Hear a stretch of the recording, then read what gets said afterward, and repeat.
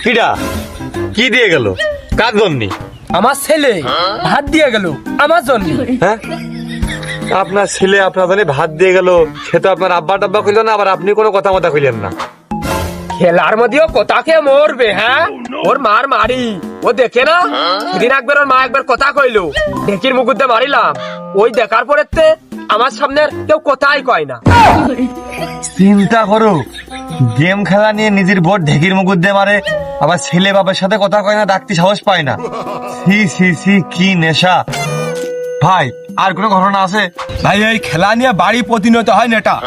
ওই যদি কই ঘরের মধ্যে গুলিমার ওই আব্বা মুদাল নিয়ে ঝাড়ি কাটে মারে মাঠের দিকে দৌড়। আবার যদি কই বোম মার ওই মা কি করে ওই ভাত রান্না থুয়ে হাড়ি মাড়ি ফেলে ভুক করে পাড়ায় দিয়ে দৌড় মেরে বসে থাকে। আবার এই নেটা দেখতি ওই আমরা কি করিস কোন দিন এই মাঠের মধ্যে এসে এই ঘাটি গাড়িছি, এই ওয়াইফাইও নিয়েছি ভাই। ওয়াইফাই নিতে